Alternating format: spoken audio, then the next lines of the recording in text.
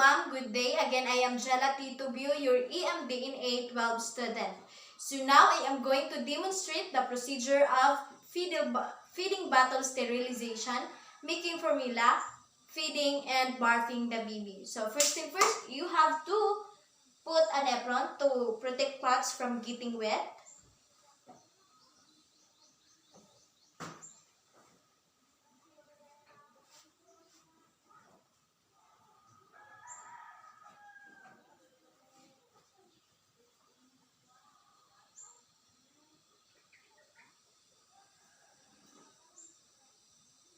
Then after, you have to wash your hands using water and of course the soap.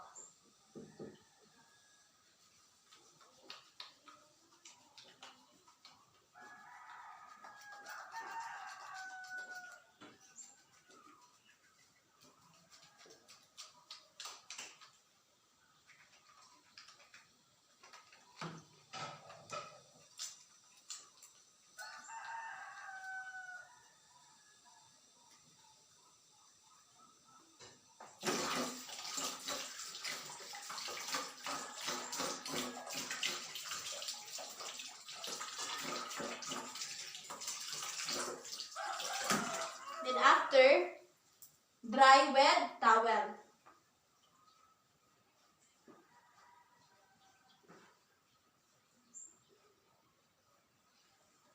Then after, put 2 inches of water in the feeding sterilizer.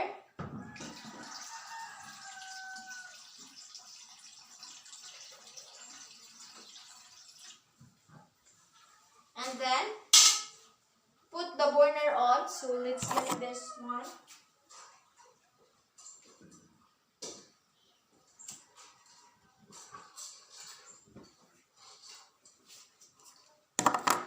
And let it boil in the stove.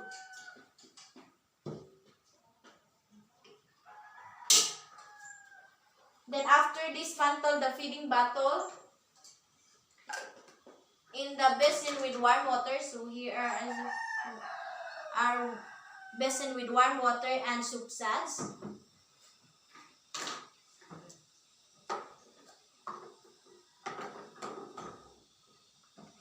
Then, using the bottle feeding brush, clean the bottle feeding from inside to the outside.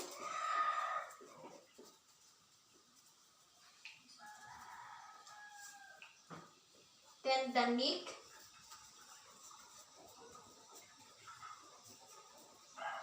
And then the groove.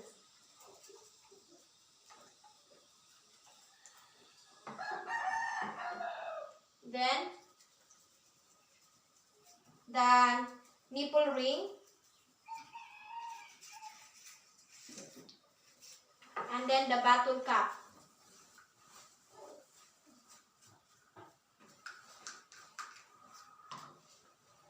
And let's rinse it first.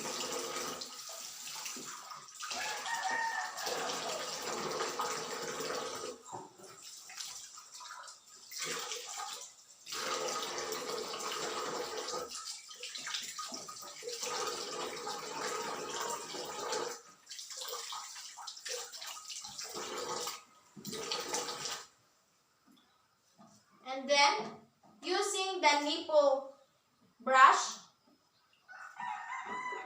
the nipple from inside to the outside.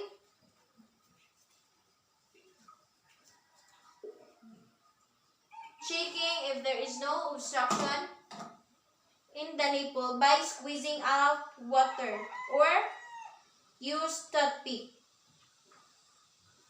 Okay? Then after, rinse.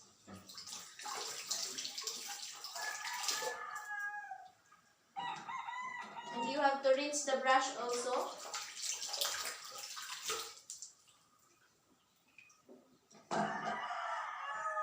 And put it back in the container.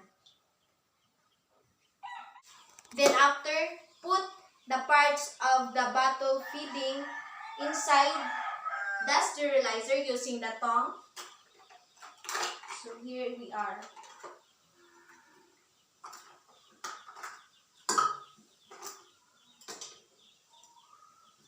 And include the spatula and the stone inside the sterilizer. And let it boil within 15 to 30 minutes in the boiling point.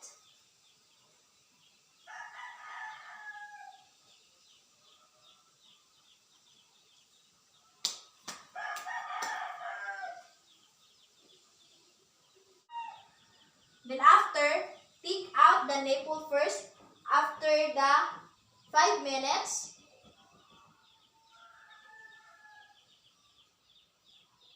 And put the burner off and let it cool down.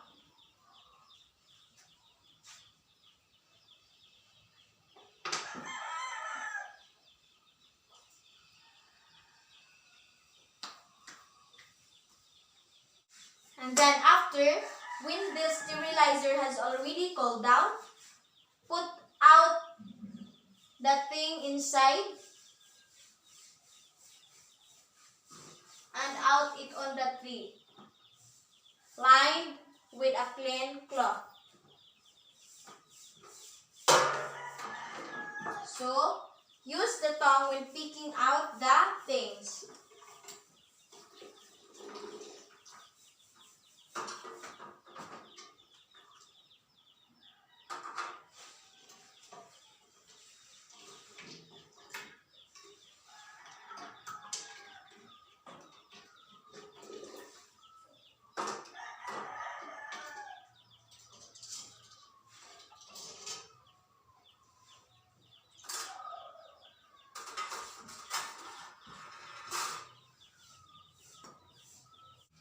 Then after, assemble bottle feeding. So we have to assemble the bottle feeding and prepared formula depending on the prescribed ratio of milk and bottled water. So because my baby run is equivalent only for 2 ml, so we just use only 1 scoop of milk. So, use formula using 1:2 ratio of milk and bottled water, boiled water. Meaning to say, 1 scoop of milk is equal to 2 oz or 2 ml of boiled water. Then after, put the water first inside the bottle feeding.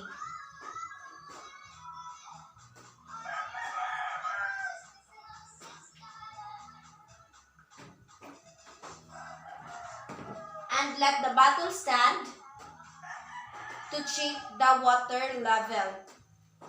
And then after, put powdered milk and level the scoop using the spatula. Okay?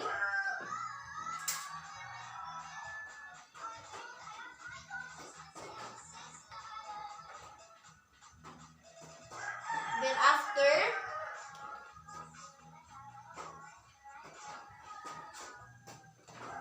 shake well the formula sideways until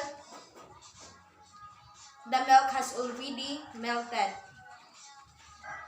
And by checking at the bottom of the bottle, okay? Okay.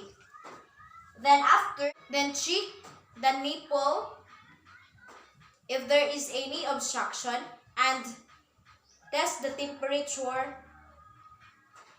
on the inner rest. Okay? Okay. Then, after,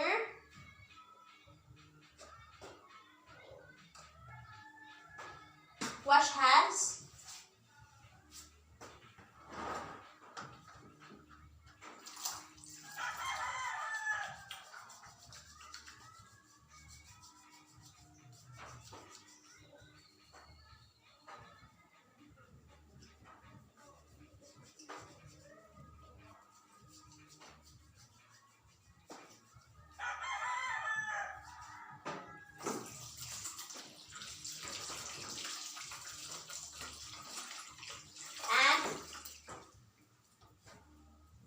dry.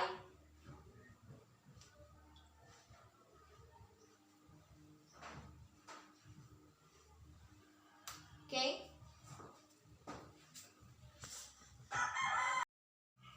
Then, check the nipple if there is any obstruction, and then test the temperature on the inner rest.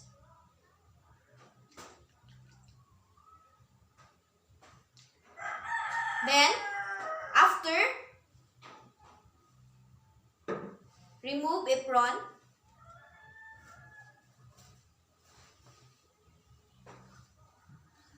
And wash hands.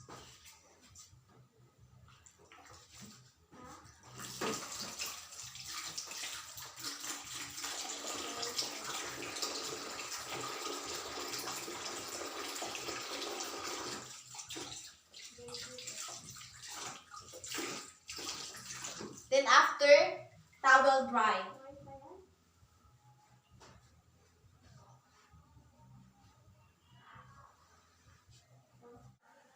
So after, prepare and feeding. So put a cloth or barfing cloth in the shoulder and pick up the baby, and be careful to support the chest and the head of the baby. And then put a bib on.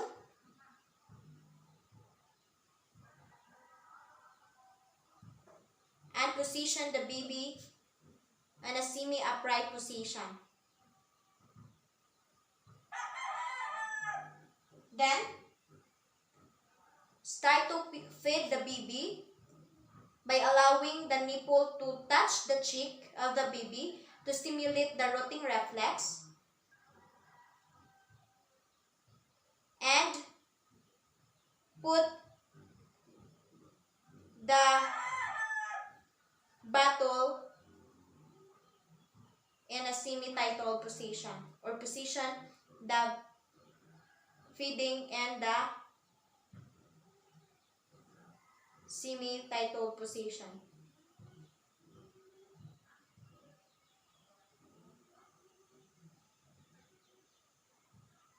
Then,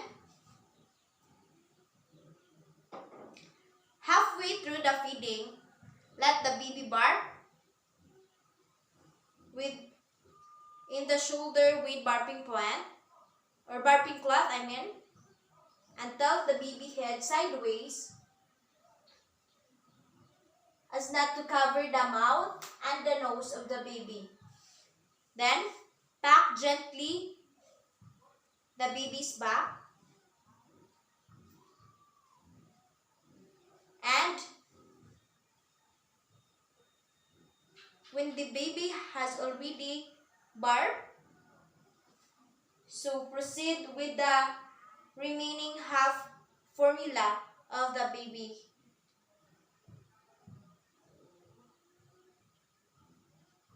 Until it will all consume, or until all the formula is consumed. Then after, let the baby bark again.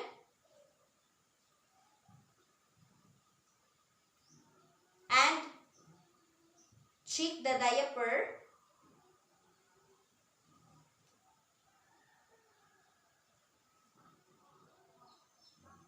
If it is dirty, then change it. But it is not dirty, so we will not change it. Okay? Then after, put the baby back on a high chair or a crib.